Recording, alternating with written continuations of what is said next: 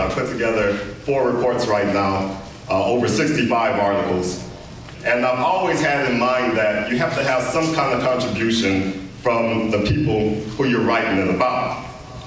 Now, to bring the talk to the kids idea into a classroom setting, and Steve Wagler is here, who's a part of Scholarcentric, but there's something that one of his staff members told me, who is a former teacher.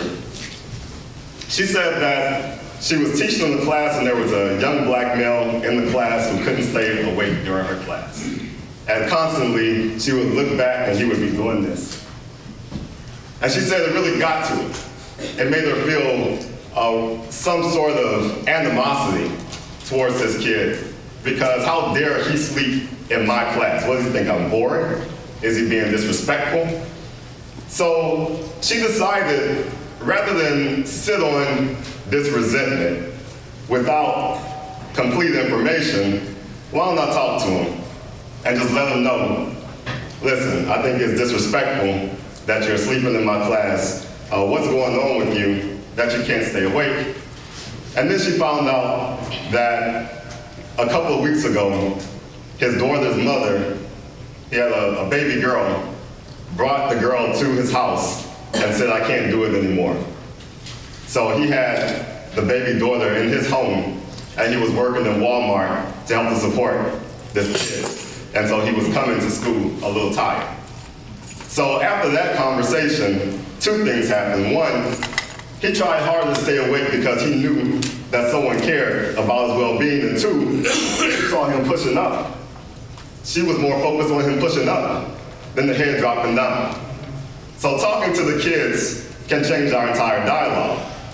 There's an assistant principal that I met in Chicago, and he told me after I gave a presentation, and in that presentation I told them that nationwide, the black males who are being suspended by and large are not the most dangerous kids. They're not the most disobedient kids. These are the kids that have the learning disorders or learning disabilities. And they're also kids who lack a certain type of academic etiquette. So they do things like come to school late, or they may hand in assignments late. So he told me, he said, you know, I can't dispute what you said, because in my school, our #1 reason for suspending kids is for coming to school late. And he said, I don't get it, because they come to school late and we suspend them. So they'll come to school late again, then we'll suspend them again. Then they come to school late again, we suspend them again, they keep doing what? Coming to school late. So he said, could you tell me what to do about this? And I told him, well, the first thing you can do is ask them why they're coming to school late. And he said, I never thought about that. Talk to the kids, right? A mile in my shoes. When we think about the walk to a school, and this is connected to the one who didn't think it was appropriate, or didn't really think of talking to a kid about why they come to school late. In one of my research reports, I found that young black males who walk to school have the highest level of anxiety about dangers in their communities. So it's typically the kids in the most impoverished settings who are walking to school the most. What we find in that is that a lot of young black males, or a lot of kids in general, on that walk to the school, they may have to pass through some dangerous areas. They may have to take on certain responsibilities, like taking one of their siblings to kindergarten. They may have to do a lot of different things before they get to school. And when they walk into the school, what do they need from us? Well, I'll tell you what they don't need. They don't need a security officer mean mugging them as soon as they walk in the door. They don't need to pass through a metal detector and have their cell phone set off the alarm and the security officer look at them like he has contraband, patting them down. They don't need their teachers stereotyping them because of what they have heard about the environment, so they're treating them with less respect and less deference. What they need is someone to listen to them. They need someone to talk to them. The title model of my shoes came from a writing contest that I was a judge of when I was working on my first Breaking Barriers report. It was a writing contest that was established by an author named Cleo Scott Brown. And she decided that instead of listening to the news media's reports about young black males, she wanted to hear from young black males herself. She wasn't an academic, she wasn't a researcher, she wasn't a teacher, she was a concerned citizen who said, I'm going to put up $100 and have a writing contest. And whoever writes the best essay, as judged by my panel of judges, will get that money. And she got essays from all across the nation for a relatively small prize. I read those essays while I was working on my first Breaking Barriers report. One of the quotes from there is something that I quote quite a bit. That quote is, "What about to be seen as a person with a name then poof, a statistic, a memory, and to many a shame." What about to be seen as a person with a name then poof, a statistic, a memory, and to many a shame. That was Dr. Asa Flood, or Mr. Asa Flood. He's only in college right now. He was the one who wrote that. I actually invited him to be a part of this panel. Another thing that I remember reading in those essays is being a young black man is a blessing that people have tried to make a curse.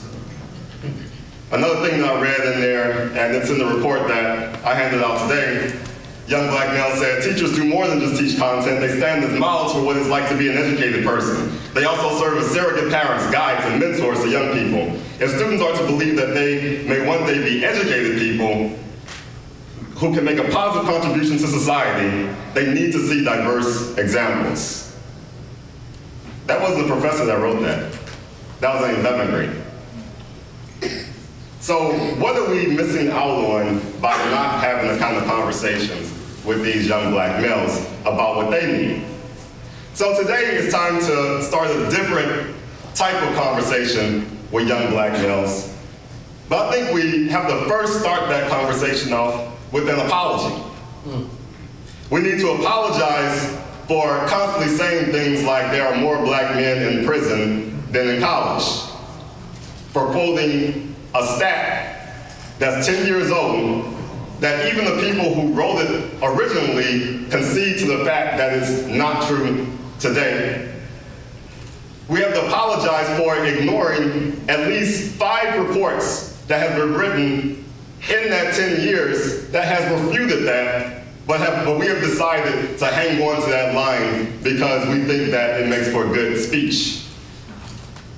We have to apologize for constantly saying that 50% of black males are dropping out, and not clarifying that the graduation rate and the dropout rate are 2 different things. And just because a young black male doesn't graduate with their cohort doesn't mean that they've dropped out of school.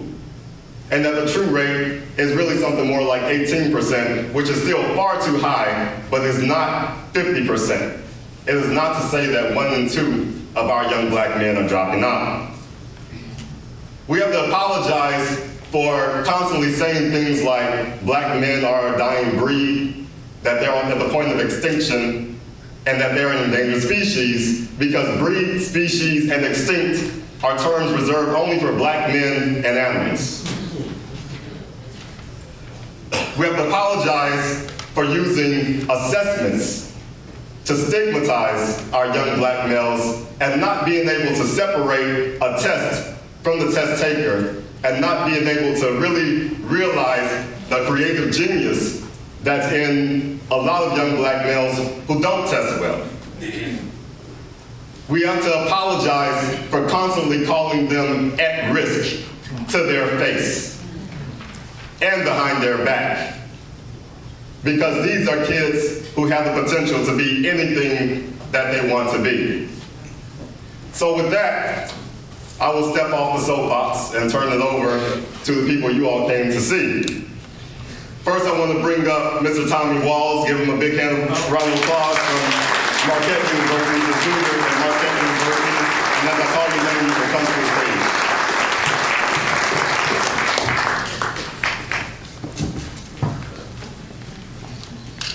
Next, I'm going to bring up the up-and-coming Asa Hilliard, Asa Flood, who's a senior at Marian University in South Carolina.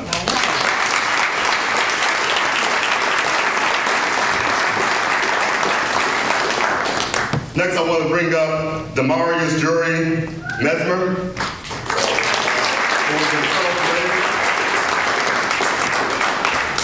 What high school you represent? I'm sorry, it's not on my notes. And Mesmer? Okay, that's not your last name, that's your high school. My last name is Jury. Okay, sorry about that. All right, from Mesmer High School. Next, I want to bring up Darius Scott, 11th grader at Vincent High School. And last, certainly not least, is Jeremy Treblett, who is an education and training coordinator for Urban Underground, who has been so instrumental to what we've done today. All right. So let's start off just by having all of you all introduce yourself. Just say your name, where you're from, and in general, what you think is important for us to understand about young black men today. And just make that very brief, because I have a lot of other more specific questions. We can start with you. Again, my name is Tommy Walls. I'm a junior at Marquette University, studying social welfare and justice here in Milwaukee, Wisconsin. I'm originally from Detroit, Michigan. What I would like to say about one thing that you should know about tonight and black men in general is that we do have a purpose. And we know we are here for a purpose, but we need your help in understanding what that purpose is.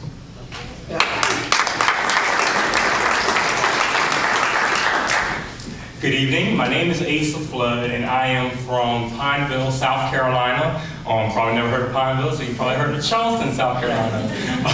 I go to Francis Marion University in Florence, South Carolina. And I would think one of the things that people need to understand about black males are that you should not write us off so quick. We have so much potential, we have so many things that we have to do for our community, and that we can continue to go on and become successful people. Thank you.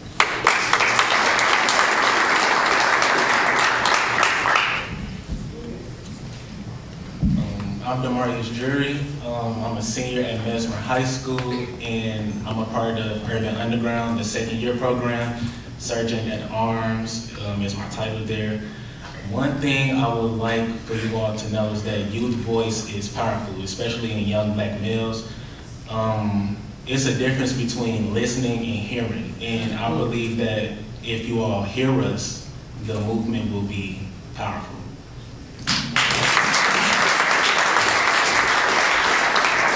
My name is Darius Scott.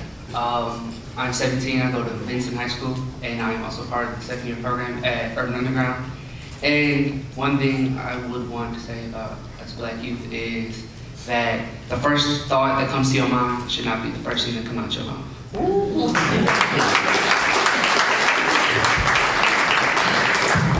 Hey everybody, my name is Jeremy. I'm a program coordinator for Urban Underground. And I think the first thing that I want everyone to know about being a black man is that you shouldn't talk about us if you're not at the table.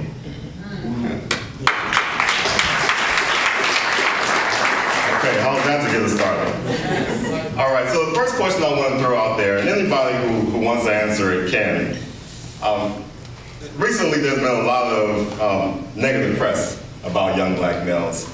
A lot of it is couched in science and statistics. Others is just portrayals on the evening news. So what I'd like to know is, one, how do you feel about the way that black men and boys are portrayed in the media? And also, do you believe that the media influences the way that black males behave? And do you think that, do you think that it influences teachers and other adults' perceptions of young black males? So anybody who has a response to that can go. I guess I'll take a stab at it first. That's a really good question. I think the media is stuck in a lot of ways. As I begin to do research and talk to young men, I think that one thing I think is that the media is for entertainment. The problem is that for black people, it's been at our expense.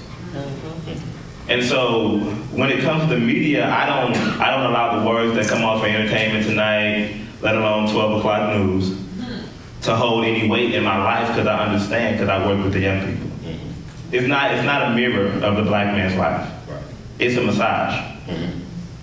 And so when you start talking about the influence that it has on black behavior, black male behavior, it's interesting because every generation that we have, the young people emulate what's popular. But on the inside, they know what's right. And I think that we gotta start giving credit where credit is due. A lot of young black men have home training. And the majority that you see on the media aren't the ones who we see every day on the block. I work with a lot of young black men who, if you saw them from a distance, you would say, oh, he must be this. He must be smoking weed. He must be sitting in somebody's car, but he ain't got no interest in doing none of that. He might be stuck in a system that's trying to make him go for that. And so that's kind of how the behavior is influenced. Sometimes you have to respond to the situation you're in. Right. But we should be categorized by our mistakes either. Yeah, that's a good point. And I'm glad you brought up the fact that we really do have to get to know somebody before we judge them. Because, you know, I have family members who used to have to dress like Bloods and Crips just because of the neighborhood that they lived in. And I remember asking them, well, why don't you just wear neutral colors? And they said, you just don't understand. You know, so you may be looking at somebody who looks like a gang member, but when you talk to them, you realize they're just doing that out of survival, that they have no, you know, they don't want to sell drugs, they don't want to engage in any violence, they're just doing that out of their own survival. Hey, anybody else have a thought about the media? You know, I'm not a young black male, but I'm so glad you asked that question, because I had an experience that really blew my mind with respect to the media. I had a young black male who was a senior in high school, who was a National Honor Society student, and had won a 4-year scholarship to the University of Wisconsin-Madison as a star football player, and won my congressional art competition. So I could not pitch this story to the press. I could not pitch it to any of the media, because here was a young black man that wasn't gang banging. I mean, he was a scholar, an athlete, and an artist. And then several years later, 4 years later, he was recruited by the St. Louis Rams.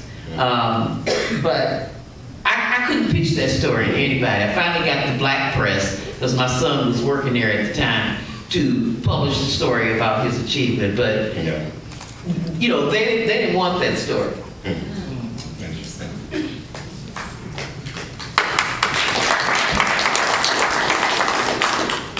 I would like to first say that when it comes to the media, first, the media is a business. That what me and Tommy was talking about, the fact that it is a business. And one of the things that, you know, Mr. Jeremy said is the fact that it is at our expense.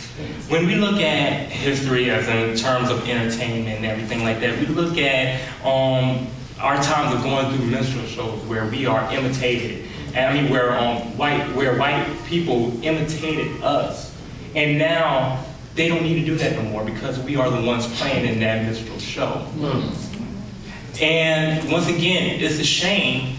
And one of the things we could do is wonder, how could we shift what is on the media to what is Main Street? How to focus on the everyday heroes, such as our doctors, our teachers, our parents, who work day to day to strive for each and every black male in our community. And I think that's more so the question. How could we shift that media to Main Street? Yeah, good point.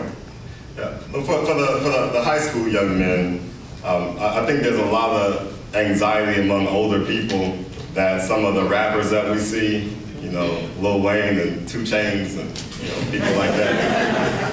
I know I'm old when I can say 2 Chainz and it's funny just because and I think, you know, a lot of adults are concerned that, you know, that those types of influences, and, you know, especially when we hear what they're saying, could negatively influence youth.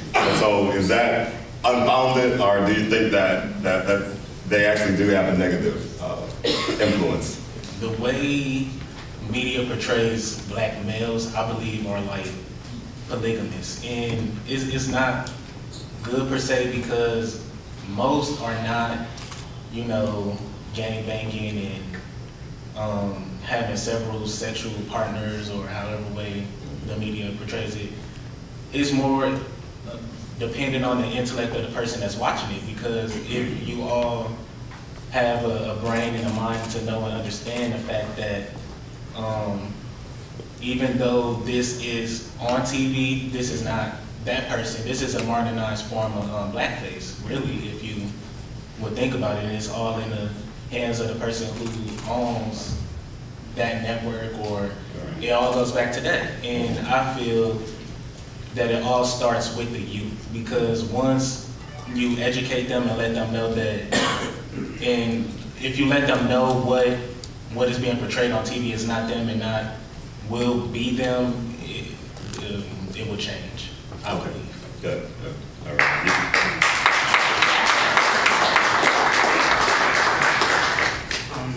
I just feel that the media, like I said, it is a business, and it's kind of, black males are looking for attention, and if you show that violence is the way they can get attention, they will act out violence because they know that's how they get people. And also just based off of like music and things like that, artists make music based off their community. And if the community is extremely violent at the time, they know people will respond to what they are, and not always what they are, but the way that they're portrayed. And if they're not shown that they're not that, then they will respond the way that they're told they are. So that's just how I think it works.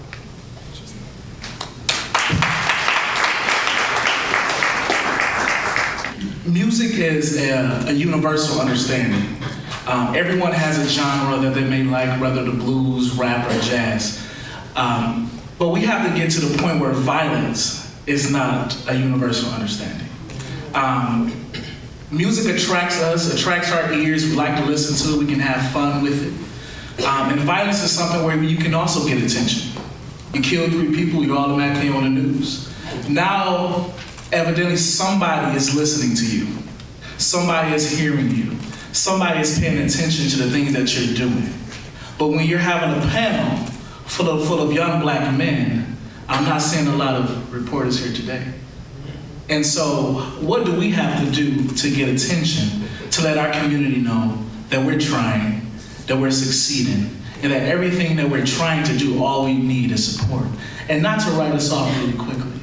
So the music industry definitely has an influence on our black community, whether male or female.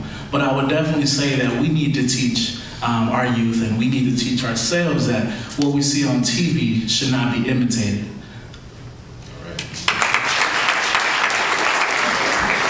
All the reporters in the room raise their hand. All the people who blog raise their hand. All the people who tweet raise their hand. All right, we need you all to put this stuff out so we can say something. All right. One of the things I also want to mention with the fact of music and everything is going back to a time in the 1920s, 1930s when the Harlem Renaissance was a very important era for African Americans. We had people like Langston Hughes and, you know, James Baldwin, who, you know, wrote and thought outside the box. And as we continue to go on through the 40s and 50s, we have, you know, dancers like Alvin Ali, and we have Billie Holiday, who expressed from the soul how they really felt. They didn't have a record industry to tell them what to sing or what not to sing. And now it's to the extent that, you know, with that message that they brought, even down to Billie Holiday's Strange Fruit, which is one of my favorite songs that I listen to all the time, is the fact that they could say that, but once people realize that this is the message that is being heard within our community to upraise and uplift our community, there had to be a stop to that. And I really believe that's what it was. And so we could say that, you know, the media has portrayed us in a bad light, But then again, we have to go back to how can we go back to thinking outside the box, allowing our talents to convey how we really feel and who we are, and create that dialogue. All right, good. Let me move on to the next question.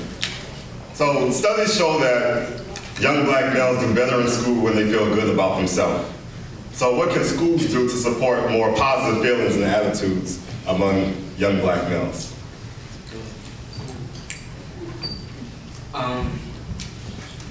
I personally feel that from my own experience that coming into school feeling really good about yourself will make your school day better. And most of the time, me and my fellow classmates, we do come in feeling very good. And then we walk through the doors and it's just a feeling of despair. You don't want to be in this building. You feel the building doesn't care for you as much as you should, as it should, as the people inside the building should. And like when you walk in my school, we walk through security. And when we walk through security, the security is very mean looking. You walk in and they look like they don't want you to be there. They look like they expect you to act a certain way as soon as you walk in through that door. And when you walk in feeling good and you see that, your mindset flips completely because now you're on the defensive. And now you're thinking, okay, I have to be quiet, don't act a fool, and just go through the day as fast as I can. And when you go through the school day and you have teachers sitting there and your teachers don't want to be there themselves, you really don't want to be there. And when your teachers are teaching you subjects that they don't know about, it's even worse. And if we don't know about it and you don't know about it, but we know more about it than you do, I feel there's some kind of disconnection of data there. So. Wow.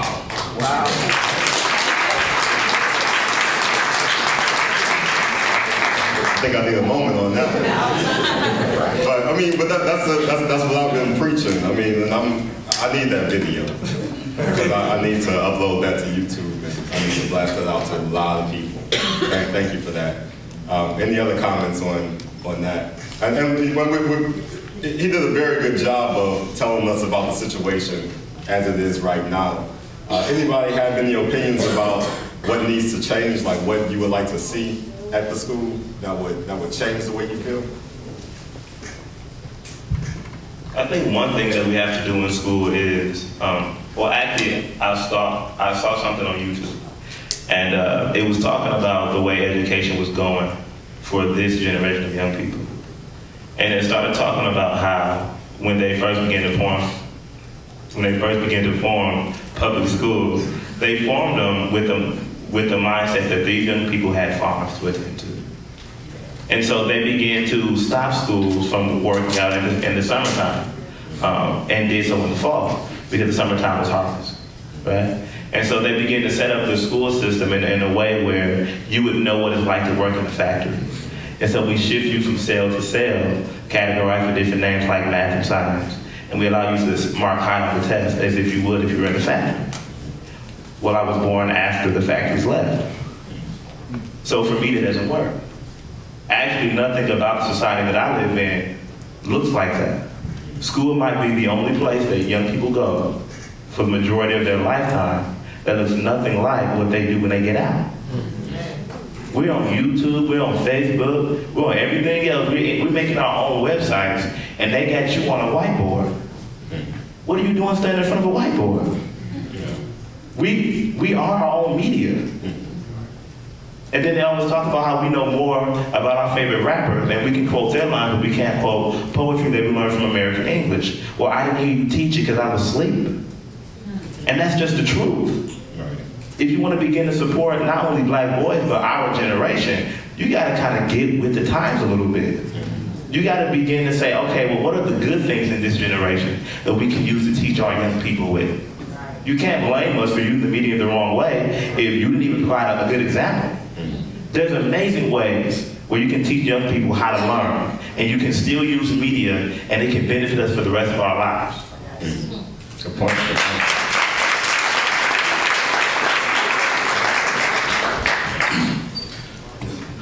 Push.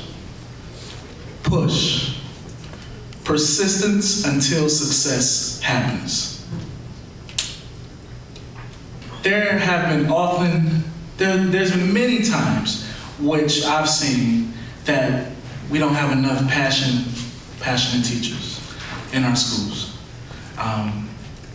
It's clear that when someone is struggling, when someone isn't understanding or is not comprehending that article that needs to be read in the classroom, a teacher shoos them away and automatically forgets that they're even in the classroom. And then once that student does something that bothers them, the referral automatically comes out because the teacher is unhappy. Not necessarily thinking about, well, what is this student going to be missing if I suspend him?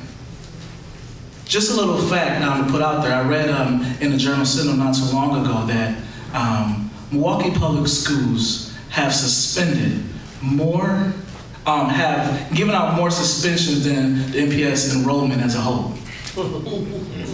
Yeah. And honestly, in that article, MPS made an incorrect, actually saying that they suspended 12,000 students when actually it was 24,000. And they are still paying for that mistake today. So why are we suspending our students? Is it because we don't want them in our hair? Is it because we can and we have the authority to and no one's going to ask any questions? So we need to be persistent and being patient on our youth and understanding that, hey, when you come in here, you come in a classroom, you don't understand, I'm going to be there with you every step of the way. And that goes for you and the rest of the 29 of you in this classroom. So we definitely need more passionate teachers. I'm not sure how we're going to get that, but that's definitely how we need them.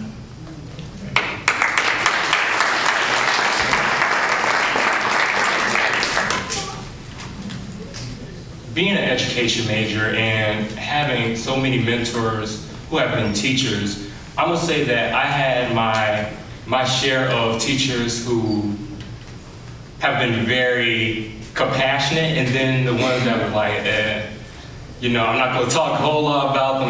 There's a whole lot of different words I can say. But one of the things I remember going into my 11th grade year was going into U.S. History AP. And AP classes are not very much big. There's not many people who get enrolled into that course. And I remember having one recommendation from a teacher who continued to believe that I plagiarized all my work, and if there's any time that I had corrected her for spelling a word wrong, she got angry and disappointed. But it's not that. It's just the fact that, you know, I want you to understand that I know what I'm talking about too. And that's just all it is. But when I got that recommendation and my teacher, Ms. Soul, showed me, she was like, Asa, I want you to see this. She was like, it said, Asa is not able to pass a class like this. He does not have the capabilities of passing a class like this. And even though I've struggled and continue to work, Ms. Soul had made me realize that, Asa, you can do this. You can do this. At the end of that class, I was the only one who passed that AP exam. And it was all because of her, I feel like. I can't even say it was because of me. I just give all of my humility and thanks to her. And it just comes back into realization that once, as I look at, you know, the high school students, I remember as I go into go into my school, and I feel as if I am in a war against everybody. And I'm not saying just as far as teachers and administrators, but my peers as well. Because they feel as if, okay, well, why is he dressing up? Why is he being so involved? It's a war within yourself that you have to continue to fight more and more each day. And it gets draining. And I would never wish it on anybody. But one of the things that I continue to tell high school students is just to keep on persevering and keep on pushing through.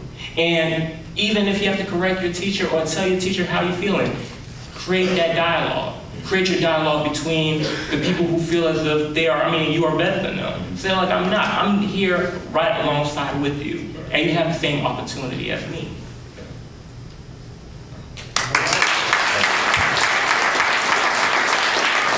How many teachers do we have in here today? All right, I want to thank all of you all for being here.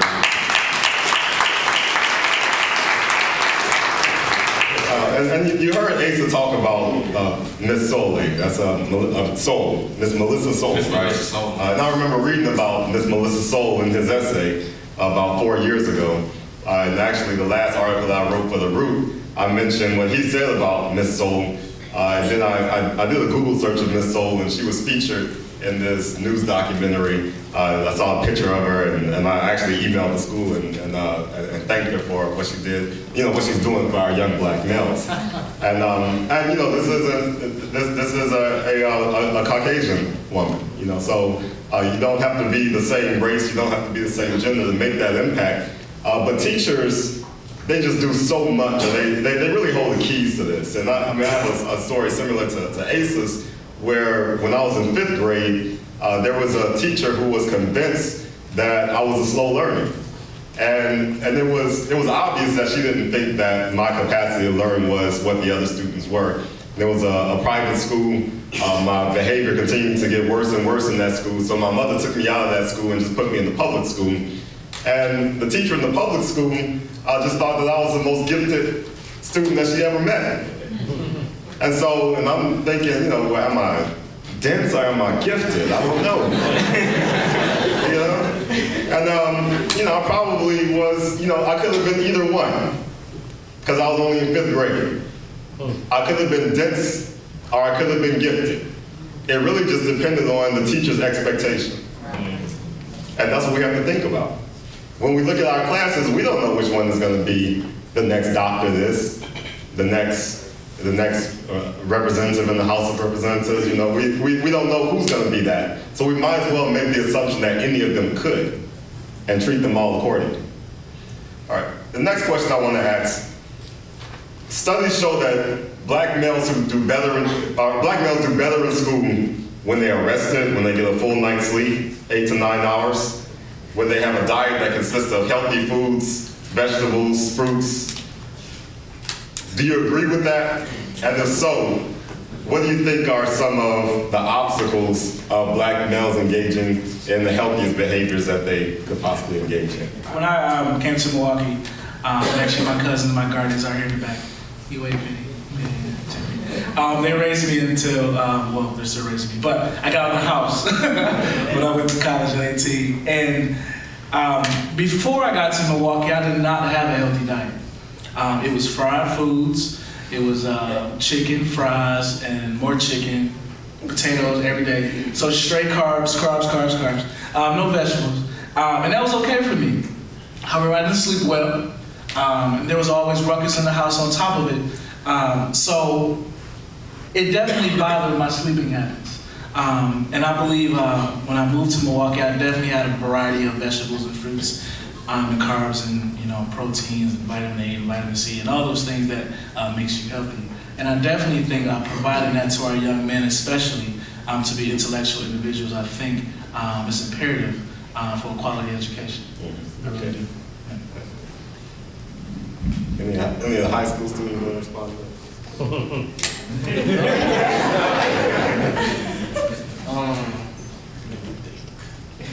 So, resting is, yeah, it really is important. That is big. But that eating healthy, that goes for everyone, not just black males. That is for every race, age, females also, not just black males. That's for anybody. What I think could change that is the fact that how it is set up in the system. It's these things called food deserts, where most of us live in, where we can't get fresh, attainable vegetables and fruits in our nearby grocery stores or gardens. It's not in our areas. If we can't get the materials we need or to eat a healthy diet, then how possibly can they expect for us to do so? That's what I really don't understand now. Yeah, good point.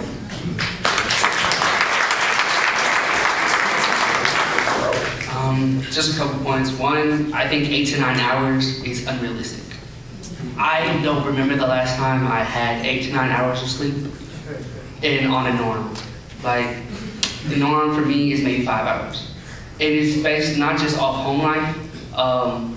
I don't do school homework, but I know that when I did do school homework that it is a lot, and it's a lot that you can't even finish in school, and then when you bring it home, I've stayed up to maybe 12 o'clock, 11 o'clock at night, trying to finish homework. And I just feel that it's an unrealistic number. And also the diet part, at home we don't have like, because we live in food deserts, as Damaris pointed out. We live in food deserts. And it's just, especially at school, that's not real food.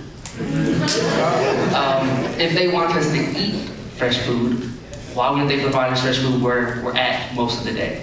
You know, at school, the vegetables don't look like vegetables. It's just, the bread isn't bread. It's a lot of things that aren't real, and we eat it because it's the only thing we have. And most of the times, I feel better in the morning than I do after I eat lunch. And I think it's because of the food. And we can't have a diet if where we're at most of the day isn't healthy food to me. So I think that just makes the day worse. So I will take that message back to Washington, D.C. and work with Michelle Obama and everybody and try to make these changes that she's recommending. All right, so the next question.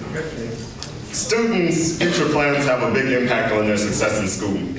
How did you learn about your options after high school and your career opportunities? And what are some ways that what are some things that schools can do to better prepare black males for college or other post-secondary opportunities? When I was in high school, of course I mentioned this, but I also had different mentors, such as my guidance counselor, who continued to tell me about different varieties of colleges that I could go to. As far as right now, you know, I've changed my major plenty of times. And in between, when I was in high school, I think I wanted to be a dentist, a politician, and then a teacher. And one of the things that, you know, that even though if I changed my mind, I still had that support. They were not quick to say like, okay, well, you changed your mind so much, you know, I'm not gonna follow you. They still follow behind you. And so whatever your future plan is, it is not gonna come right then and there, but it will. It always fall into place. And so with that being said, I would say if you continue to go around, if teachers continue to go around and say, okay, these are the things that you could do. Well, I want to take you out to a college tour or a campus visit. Let me take you to the engineering firm or the law firm so you can see people who are just like you or who have been in your shoes make it and show that you could do it as well. That's one thing.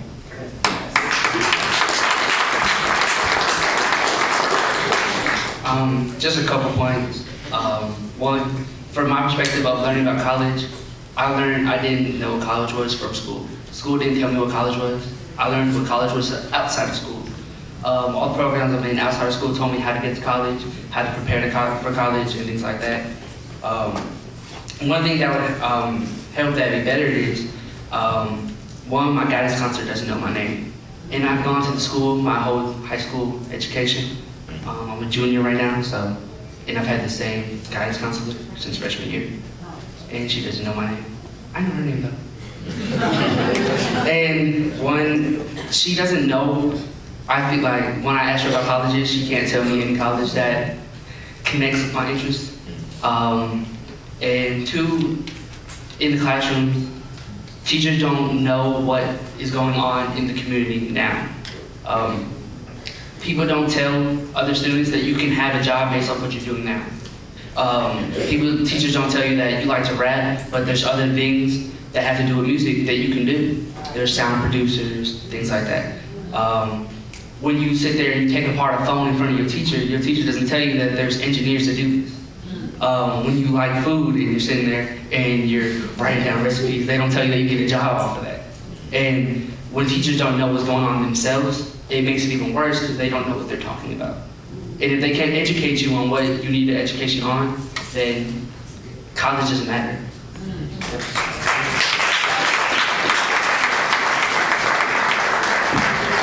Keeping it real up in here, keeping it real.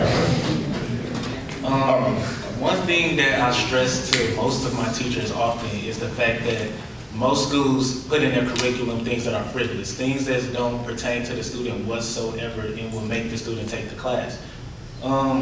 Being a senior, you will take up most of your classes and took them already, so they put you in, what is it called? Electives, thank you, I'm sorry. They put you in electives, and electives might not pertain to you whatsoever. And I think that they need to add in curriculum things that will matter to the student. Teachers should be trained, period, to see what a student is passionate about regardless and add that into their curriculum. Because I know a lot of people at my school who want to do music, but there is limited music classes. It's a choir class, but what is that going to do? I think teachers need to be trained to see the potential in students and to see their passion, what they're passionate about, and specifically put that student in them classes and get them ready. And I can't generally speak for Mesmer because Mesmer is a college prep school, so they shove college down your throat.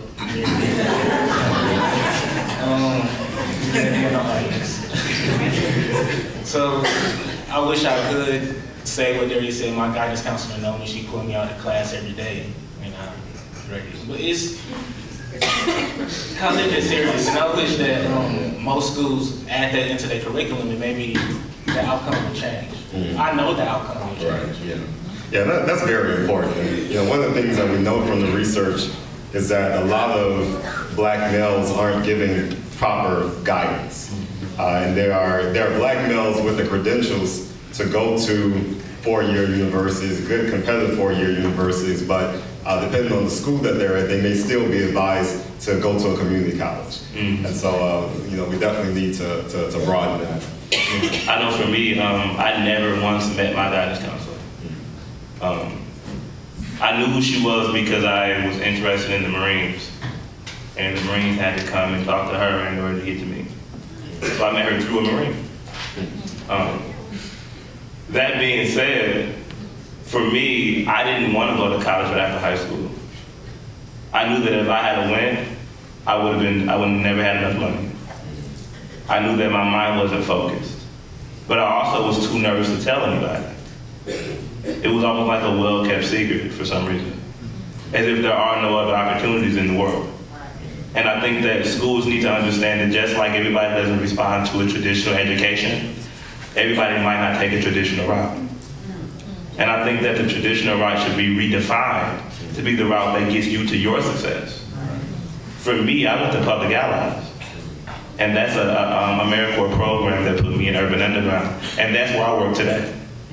And so for me, I go to work and I go to school at the same time. That's my education. I'm allowed to do things, and I've got experiences, and I've spoken to people, and I've spoken on different panels and different things of that nature that you have to pay somebody to have you do and get a degree to do. I'm not knocking degrees. I think that everybody should get one. But what I'm saying is not having one doesn't define who you are. I was talking to a parent the other day, and the parent was, there's a young person who is a junior now. They go to a young black man, and he's a junior, and he goes to a private school. But this is his first year at that private school. And he came from a school down south that was public, and it was about to close down. And so they worked hard to get him into their school, but his grades don't reflect someone who goes to that school. And the issue was that they felt like he wasn't doing enough. He wasn't working hard enough. But he was working on the weekends and throughout the week, at least 4 hours a night, every day after school. And so my question was to them, I said, well, how hard do you think you need to push him? And they said, we gotta push him harder. I said, well, you don't want his failures to define who he is as a man, do you? Because the truth is, everybody's not an A student. And we know that everybody doesn't have to be an A student in order to be an amazing person or a success. The truth also is that in that first report card of him going to that school as a junior for the first time, it might not look like everybody else's, because once again, he came from a school that was being closed down because of the grades that they got. And so we have to begin to be patient with young people in regards to their grades and help them understand that just because you didn't get a 3.5 your whole time doesn't mean you can't go to places like Marquette and UWM. Right. That's a lie. And so one, because I like to be solution-based, one, let's start getting more counselors who actually come equipped with the resources to lead and guide you. And then let's also have teachers begin to talk about and put into our minds, planting the seeds, that our young people should go to higher education. Let me show you what it looks like. It could be a program, it could be a college or university, but stop putting the bar so low that you only say, well, let's go to community college. And I'm not saying it's low because they aren't good enough. I'm saying it's low because in my mind, when I go through our high school, I thought being at university was the best thing you could possibly do. But I'm only good enough for a community college.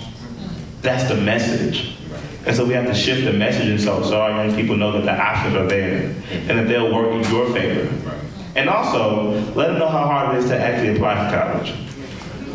That was one of the hardest things that our young people have to go through every day. Applying for scholarships, they might be some for who's a less fingered person and who's taller than 6 feet, but doing the work on top of the work that you're already doing can be taxing.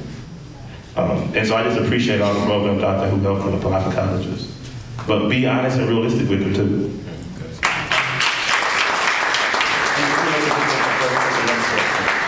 A little bit. So how do you deal with peer pressure? Because we know that as young males, there's a lot of pressures to be involved with drinking, underage drinking, drug use, sexual behaviors. So how do you navigate those types of pressures? We can start with this. All right. Well, first I'm gonna say that I am a college student. And I am a human. And so I would say throughout my 4 years of being at Francis Marion University that I was not always the model vice president of SGA or the president of Alpha Alpha fraternity. I wasn't always that. I made my mistakes. And one of the things that I could say for the most part is the fact that I own up to it.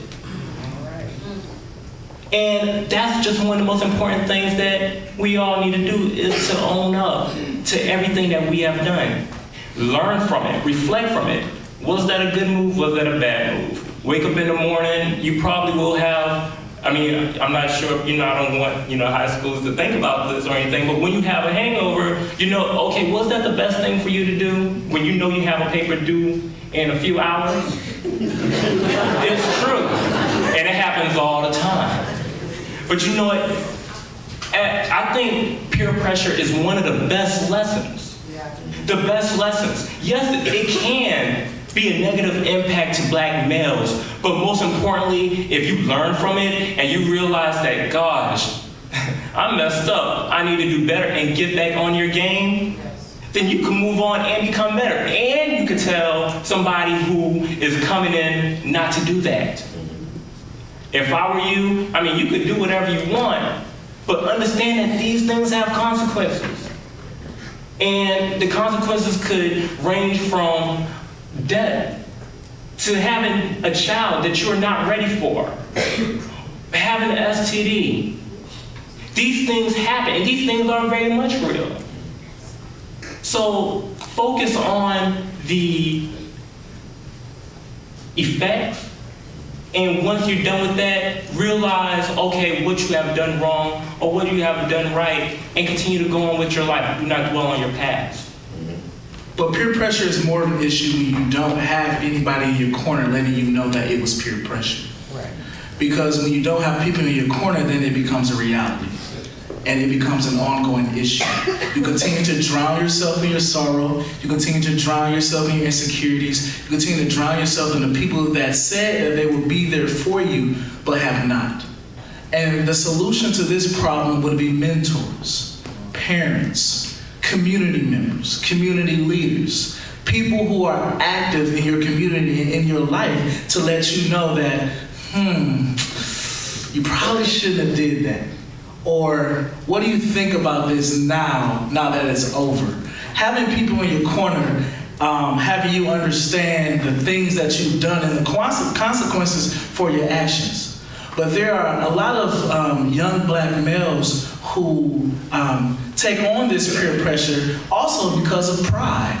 I'm a man. My dad said I'm a man. My mom said I'm a man. That whole man feeling like I can do anything that I want and no one's going to stop me. But really what I've learned is pride can really get you in trouble.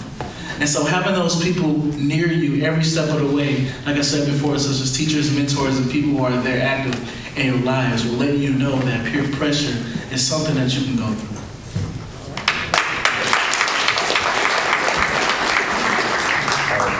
Jeremy, you can answer this one first. Black males are more likely to be arrested and serve time in the juvenile justice system. Why do you think this is, and what do you think society can do to reduce the number of black males who are involved in the juvenile justice system? That's a pretty broad question. I think the first thing I think about is, I think about the environment that young black males are in. It's interesting because me and my coworker were walking into school one day, and when we walk into the school, and we're not scared of young people, we love young people, they're brilliant people. But if you put anybody in the wrong environment, they can become dangerous. And we walked into school, and I promise you, it was terrible. All we were trying to do was get a meeting with the principal. We walked into school, and the bell had rang, and young people were running throughout the hallways like it was a zoo. And teachers are running after them. Security guards watching, everybody's ribbing each other. You got somebody over here who cussed somebody out. This person not paying attention. And then the entrance to the office was locked. You had to unlock it, and then you got locked in there. What? Only to meet the principal, and the principal goes, I don't have time right now, I'm too busy. And then we're dialoguing with the young people, and they're telling us they don't know us. It's our first visit. Man, I hate this school. This school is so unorganized. This school get on my last nerves. They argue with each other. People banging on the window. What? So once again, it's the environment. A lot of times we prepare young people to be in jail because we're stressing them all the way out for 8 hours a day, 5 days a week. And so that juvenile system, that school to prison pipeline is real. It's real. And it exists outside of the school before you get there. It exists after school. And so I think that the policies that are put in place, I think what we have to come to grips with is that the school to prison pipeline system can be intentional in a lot of ways. This is economics we're talking about. Your behavior equates to me getting more money for you being in a cell. That's what it equates to. How do we spend more money on you being locked up and you going to college? It feels good to our pockets and it looks better. And so I think that is real. And I think that what we have to do is parents need to get more active and go into the school. Please get more active. It's a lot of parents, and I know firsthand, they don't have a clue as to what their young person is going through in school. As a matter of fact, their young person comes home and they don't have a conversation about what's going on in school. And so your young person could be on their way to a prison cell. Because they have too much time, they can skip out and go to the hallway or go over here and have sex or go over here and smoke weed or go over here. Or they might get suspended and not come home until after you get there because you on third shift, so you never know. So parents, please get involved. That support system outside of that school building can mean the world of a difference. There's so many young people who need support, it's not funny. And then you also have to stop labeling young people. Young people who get labeled are more likely to end up in jail because people treat them like they deserve to go to jail.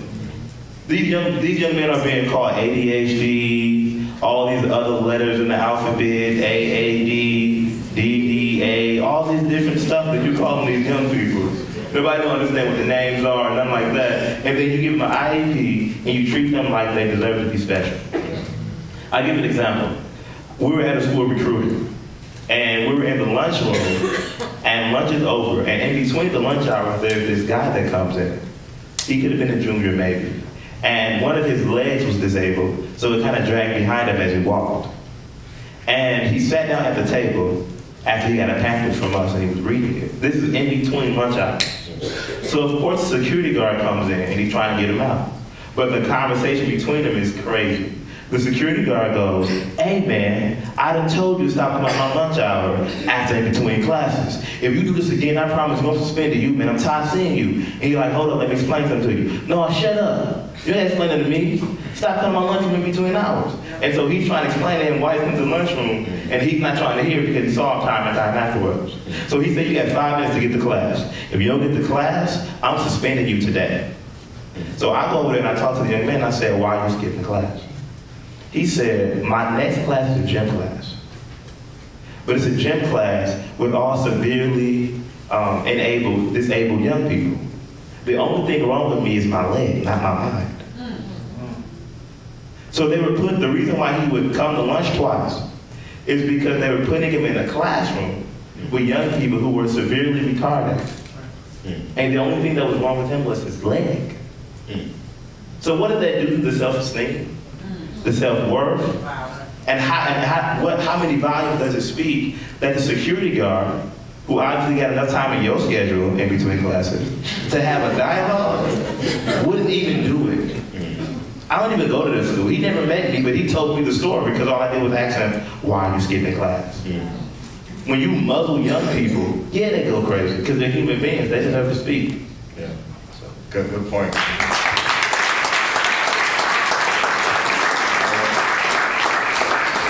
We're actually pretty far past our scheduled time, but I want to open, and I only got through half of the questions I had on there, so that just means I got to come back to Milwaukee. We got to do this again.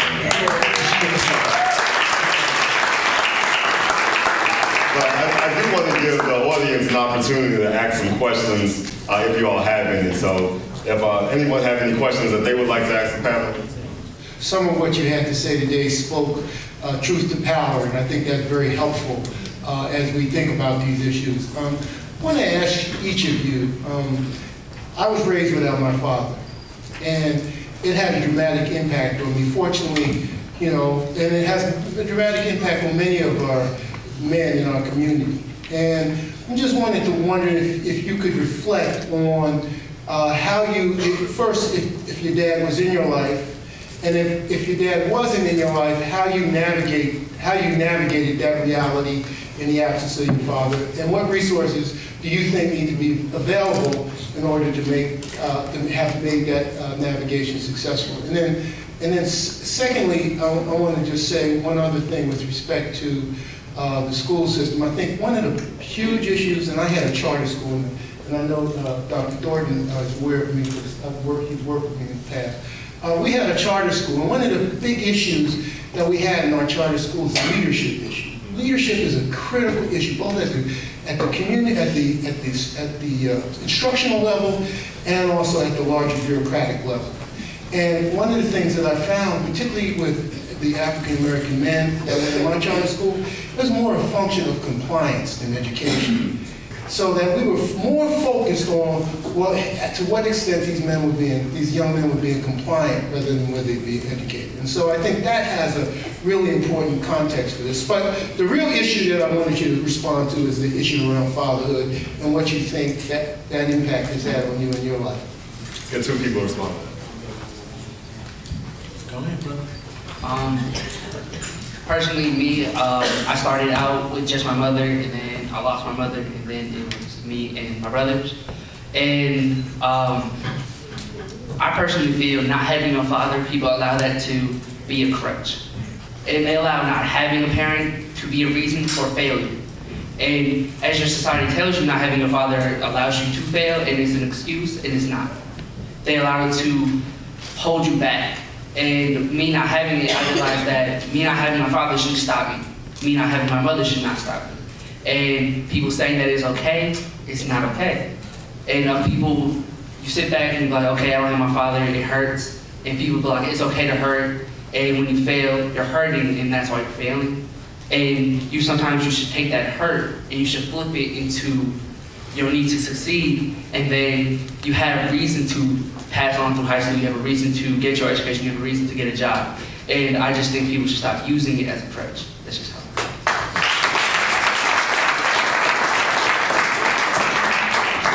First of all, I would just like to say that from my experience of growing up, blood does not make you family. And one thing I can say is that until I was 10 years old, my father went to prison. And till this day, as far as him coming out and raising me, I don't think will ever happen again. But it was definitely hard to know that I was with a single mom, and that I had a lot of other family members that invested in me, but not having that father figure there to look up to when you were growing up was definitely a challenge. However, I realized that does not give me a reason to do what my father did, okay? I understand that my father is human. I understand that my father made crazy decisions that I know he regrets till this day. But I made it an obligation for me and an expectation for myself and my family to let them know that I am going to be the man that I know you all want me to be. And that is what stuck out the most. But having a father later on in my teen years really resonated with me. It made me realize that, you know, it would be great to have a mom and a dad. However, we have two dads in children's lives. We have two mothers in children's lives. We have guardians and foster parents. So the idea of having a father is great. But let's just talk about two parents and have an idea of that it doesn't have to be mom and dad, okay? You really need somebody that's going to be there to love you, all right? To respect you, to be there when you need them most. It is okay to have that mainstream society of a mother and father and having those biological parents and growing up in a big house and having a nice job. But where's the love? Where's the connection there when you can say, you know what, I love you. Even though you aren't my child, I'm going to embrace every single success that you make and every single failure that will come of you. So one of those things that got me engaged in not having a father, one name that sticks out will be Adrian Thomas, and he's actually here today. He is a man of his word and integrity and pride that I've never seen in my life from a black male living today. He has instaured so many things just from our first conversation of what do you want to be? Okay, no, better yet, where do you want to go? And I'm going to help you get there. Mind you, I don't know this man from Adam, okay? But growing with him, going to workshops with him, and having these meaningful conversations, and not necessarily saying, I'm going to be a son, I'm going to be a father, but saying that I'm going to be here with you because you deserve somebody to be here is exceptional. And it definitely says pride and respect to those who barely know you. So having a father, yes, that's great. However, just having somebody in your corner means a million. Can you guys touch on what is an experience that has allowed you to figure out what your purpose is? I think a lot of times young black males aren't exposed to a lot of experiences that get them to figure that out. And I think exposure is important. You guys want to touch on that? Why don't we start with you, Darius?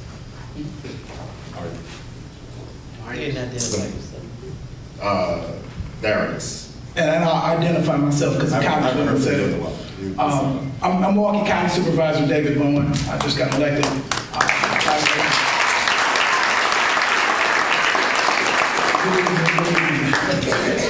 But let me hear from you guys. Who was also in Urban Underground? Well, I feel that most people don't find a purpose in life very soon, and that's unfortunate. Places like Urban Underground have strong mentors that actually push people to find a purpose. And honestly, I didn't know what my purpose was, and I really still don't. But I see what I do and don't like in society, and maybe I feel my purpose is to call it out. I feel that should be every youth purpose at this moment. And it's up to really the adults to actually push them to call it out, because you won't yell at an apple for being sour. I mean, you gotta find the root cause of it, right? Or start from the beginning, start the apple tree over. So if you start the apple tree over, that's really starting with the youth. So if you start with the youth, maybe that will change society. I mean, I'm not a scientist, but I'm pretty sure.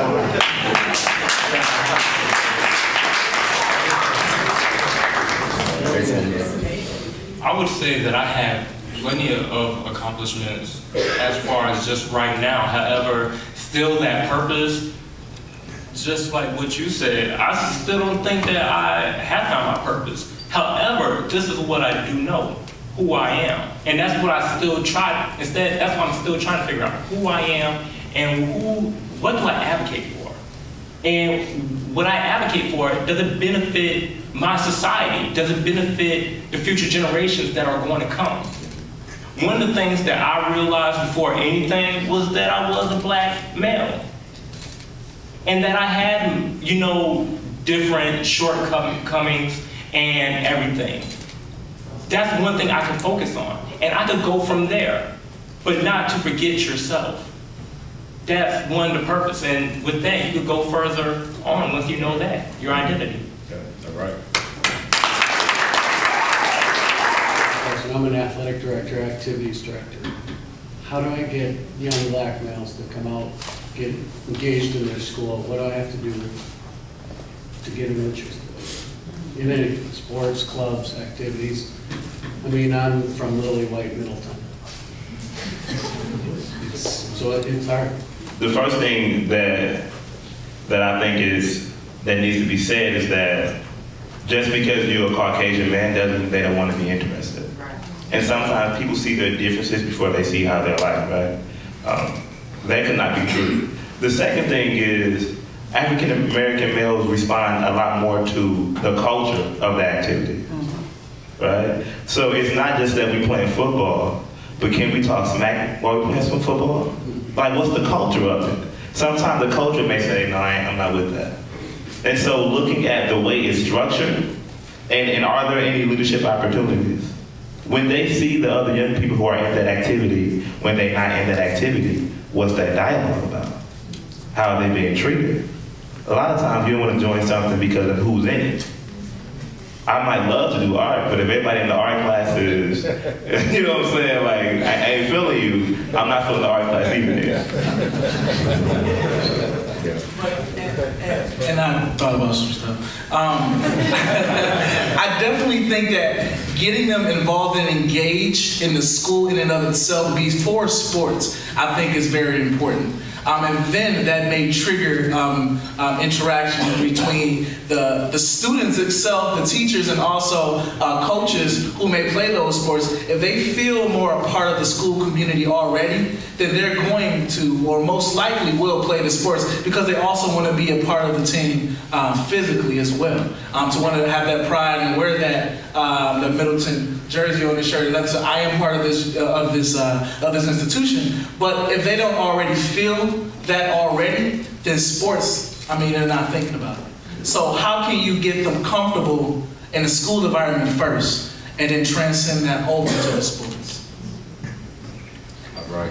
Let's give a round of applause to our panel.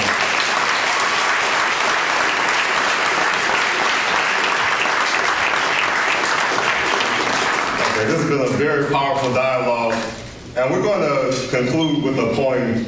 And we also have a reception right after this, so we have some food for you all, some non-alcoholic beverages, and just enough to get the networking going. But before I bring the poet up, I want to thank all of our community partners, and please give them all a round of applause as I call their names. First is the Office of Representative Gwen Moore, Milwaukee Public Schools, Scholar-Centric, Urban Underground, Milwaukee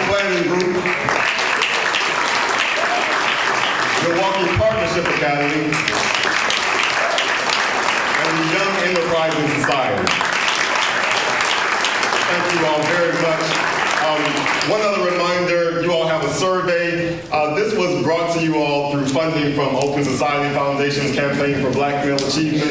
They're the ones that flew me here. They're the ones who flew Asa here. They're the ones who paid for this beautiful facility and paid for the reception. We need you to fill out the survey so we can let Open Society Foundation know that they're getting a good return on their investment.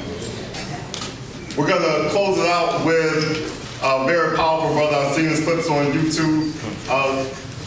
Kwabena?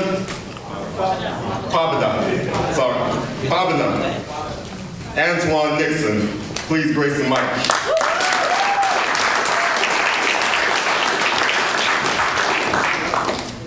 How y'all doing today, family? All right. Man, we in here celebrating. Y'all said the news ain't here, the media ain't here, but you here, so you should be a little louder than that. How y'all doing today? Said that it's nobody came to see us, so since nobody came to see us, that means they're not celebrating us. So that means we have to celebrate ourselves. So I'm gonna ask one more time, how y'all doing tonight? Make some noise. Do me another favor. Make some noise for these brothers you just heard up here. Do me louder, real loud. I'm glad somebody stood up. Thank you. As a fact, I'm gonna ask everybody to stand on their feet and give them some love right now.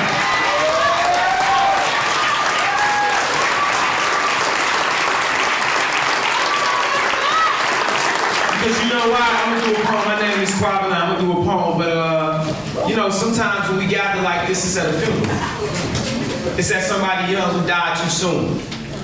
I'm born and raised in Chicago, and I was looking at the story. They had Ben Wilson on there. If you remember the story, I remember exactly when Benji got killed. I remember exactly that story. The gymnasium was filled with people, and they got up and everybody told how good Benji was. I'm 43 years old. I've buried enough friends that it can fill up this room. And we get together for those type of events, and we get up and we applaud and we say how good they were. But why I'm stressing this point is because we're sitting here right now. We got several young black men right now in this room who they took the time to put on stage and tell about the world. So they need to be applauded and honored. So one more time, I need you to give more love than you give it, because that needs to be known.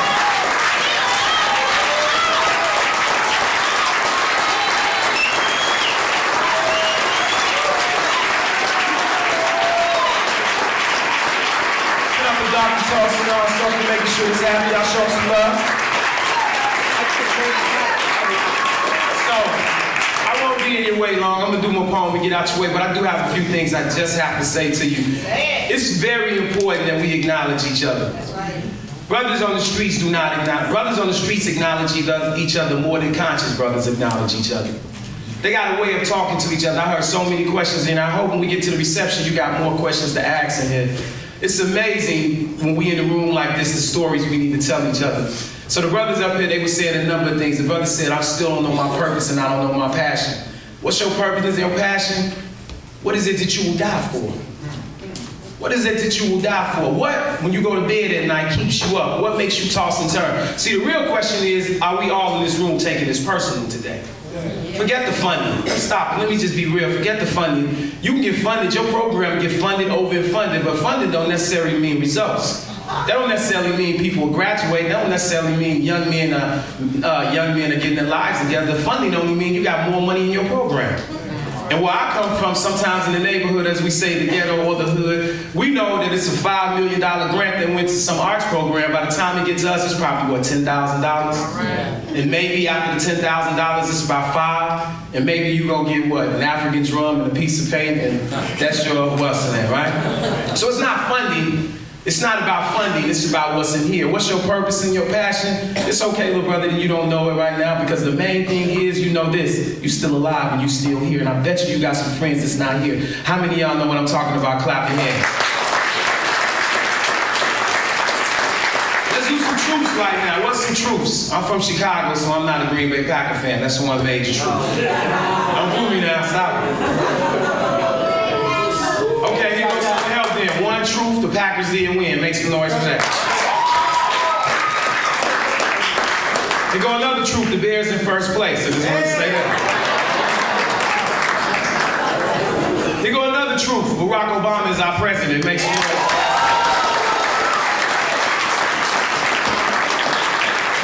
And you know, a real truth before I get into the poem, if we don't teach our kids culture and history, we might as well put them in the ground now. Right. If we don't teach them that culture and history, and while all of you young people, how many high school and college students we got in here? Raise your hand. All right? Right, we got them in here. How many organizations in here? Raise your hand. In the front, put them on Front Street, Superintendent, Congresswoman Gwen Moore, Ashanti Hamilton just left, David, my good friend David Bowen is in there. Seek them out right now when you get a chance to. Go up to them and tell them, hey, you was in this room and you told me if I got some issues I need to talk to. Here they go right here now. Pass your cards out. You asking questions, dear brother? Here goes some young people. So get to them and ask them another question. And before I do the poem, I one thing I want to say to you guys. Whatever you learn, you are accountable, you should be able to teach. See, the real deal is, if you get up out of here, which it look like most of y'all gonna do, you know what's gonna be the most important thing? It won't be the college degree you get. It won't be the letters behind your name. I'm sorry, it won't be the letters behind your name. It won't even really be the money you make, because there's plenty of athletes who make millions and come back and buy gym shoes and bikes for the hood. That's no problem. It's hustlers that'll buy gym shoes and everything for the hood. The real thing is, when you get yours, are you coming back to pull somebody else out?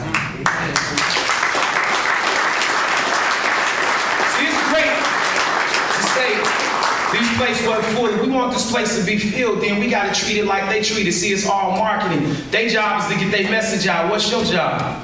See, their job is to say trap or die. Which one is your job? Are you gonna get out here and make your job happen? It's love to sit up here and have these conversations, but the real question is, are you gonna get out here and make your job and your mission happen? That's what's important. You find your purpose, you find your passion. Somebody in your neighborhood, I'm sorry I'm throwing it on you, but somebody in your neighborhood, they need you to come back and help them. Some family needs you to come back and help them. It's some little boy in a school, in a classroom, who has no idea what life is gonna be like, and he's begging you to come back. Yeah, we grew up with our fathers.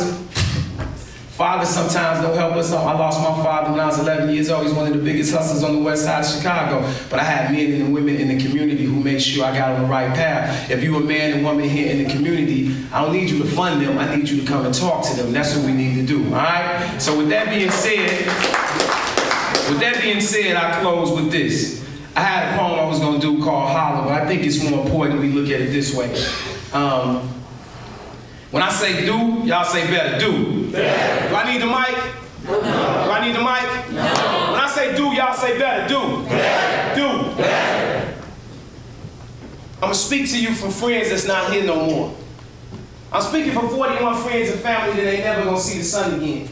I'm speaking for brothers who didn't duck fast enough when the bullets were coming. I'm speaking for little girls who they told, shh, don't tell nobody when they snuck in their room at night.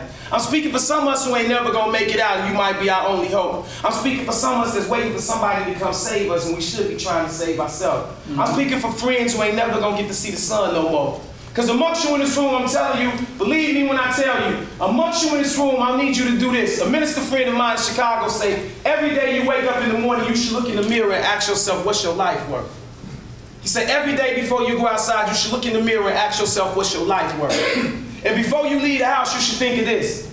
And I'm talking to everybody in the room, be you black, Asian, white, Latino, age, woman, don't matter. Amongst you in this room, I'm speaking to you. God forbid it should happen. God forbid it should happen, but if they close the books on your life and you never speak again, what are people gonna say about you? Like what they gonna do, write your name on the wall? Teddy bears in this shrines this high, put your face on the t-shirt, some of them gonna smoke real good, drink till they pass out, and then in 3 days the teddy bears in the shrine is gone. Your face on the t-shirt get washed off. The weed and the alcohol where they wipe your name off the wall and it's like you never ever existed. Or you're gonna do something and they're gonna talk about you 40 years from now like they do Dr. King and Malcolm X. So while you listening to me, I give you my story. Amongst you in this room, I'm speaking for friends that ain't gonna never be here. I'm speaking for boys who ain't never seen their father day in their life. Because when my life is over, you see, when my life is over, please remember when we were all together. See, we were alone and I was doing this poem for you. If this be my last words. See, if this be my last words. See, if this be my last words, read. If this be my last words, said, listen to me. If this be my last words, read. If this be my last words, said, listen to me and remember me. Celebrate me and venerate me with a million chocolate children holding incense. Dressed in liberation blood red for Malcolm. Place black couffays on their natural hair to make sure they stand barefoot in the green earth soil. You remember me. Next, I want you to take 143,999 white doves to the atmosphere and ask them to save a place for me. And please, who's ever to do my eulogy, please, who's ever to do my eulogy, please, no phony preachers and no PhD speakers, no twisted psychologists who confuse and judge my not to read measuring sticks. Now, I'd rather have flicks of my old school clip wearing gold all sides and cut off blue jean shorts or playing alley sports or me running Gus and Claude with high top fades and fat gold chains and big old cell phones. And we were sitting on the front porch watching cars go by.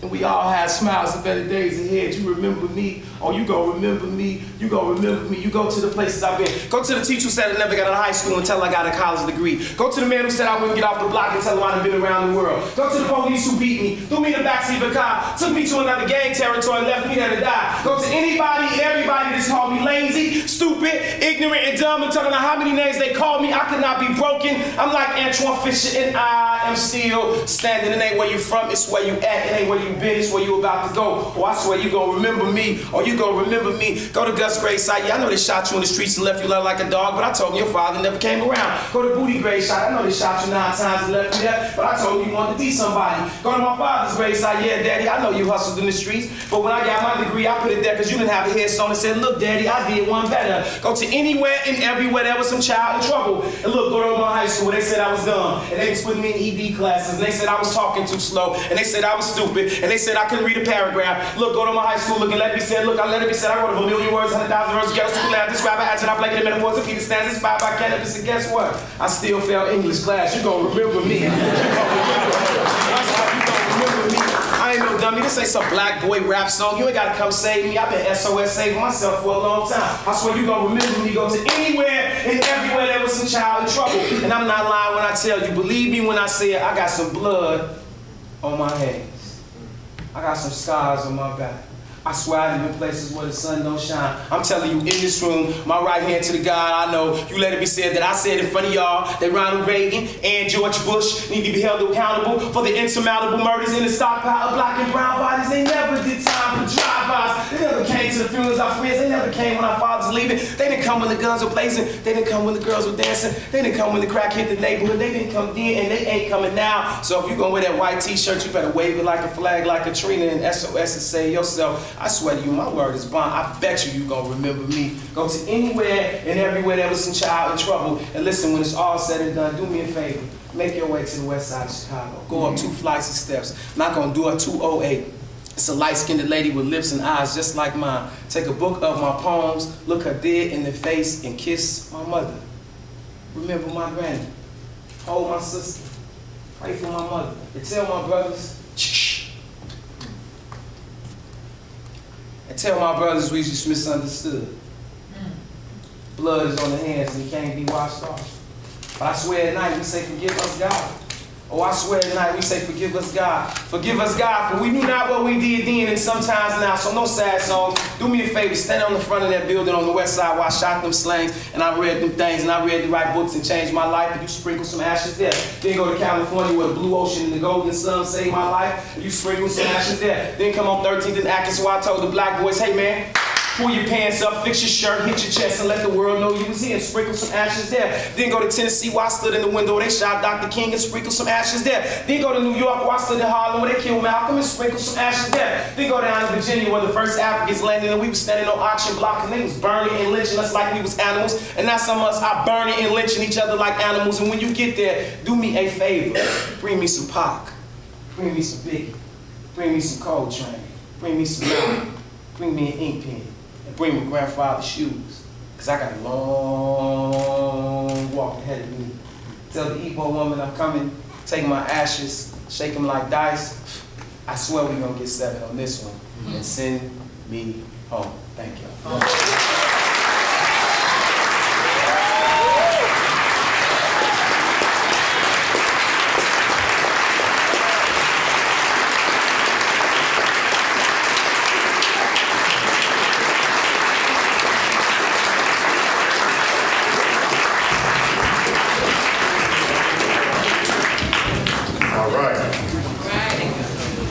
That's the way to go out in style, right?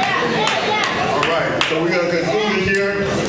Like I said, there's a lot of questions that we didn't get to ask, but what I'm going to do is, the questions I have on that sheet, I'm going to blast it out to everybody who RSVP, and what I encourage you all to do is to take those questions and ask some other young black males those questions, because you see the types of responses that we get. And just like we have young black males on the stage, you all have young black males in your communities, you have young black males in your schools that can answer those questions just like they did. So we're going to continue this dialogue well beyond this presentation. Let's go to the reception and meet some people. We're at the second event for our Say Yes Week. Just wrapped up, a mile in my shoes, breaking barriers. We're here with my cousin, actually, and the moderator from the panel discussion, Ivory Tolson. I guess he can introduce himself and kind of give a little background on everything that he does day to day and what he had going on today. Yeah, well, I really appreciate the opportunity to come to Milwaukee. And again, this is something different than anything I've ever been a part of. Most of the panel discussions that I've moderated had the so-called experts on the stage, but this time we put the real experts up there. And I think Milwaukee was a perfect place to get it done. I think the YES organization was a perfect organization to be a catalyst to get people here. We had a very successful turnout, very powerful dialogue, and I think this dialogue is going to continue. So I thank all y'all for the work that you all are doing. I thank my little brother here. He's a cousin, but more like a little brother. So they're definitely doing some good work in the Milwaukee community. Hey, I couldn't have said it any better. One thing I got from this, talk to the youth, follow the yes. How you doing? My name is Jamie Elder. I'm the appointed Director, Office of Urban Development for the Wisconsin Department of Children and Families. Basically, we cover child welfare, W-2, transitional jobs, child support, and foster care system. One thing I work on in this area is basically employment, economic security for families and children. And I definitely support YES. I definitely was working with Khalif and everybody else to try to make sure we can work with the college students, make sure we find a path to career and employment, and also entrepreneurship. So we support them, supporting the community. Also, get in contact with me at 414-220-7082 or email me at jamie.elder@wi.gov. I look forward to supporting you any way I can. Good program, very good program. Gave us some insight on better ways to ameliorate or to improve the school system for Black African American boys. So I thought it was excellent. Gave me some resources, gave me some more knowledge, some more stats. So it's good. It's something that we're going to be able to use further along in the Boys and Girls Clubs and other community organizations. I think it's great, man. We need to do more of this, keep it going, keep the momentum going as it's happening right now. Don't stop it. The men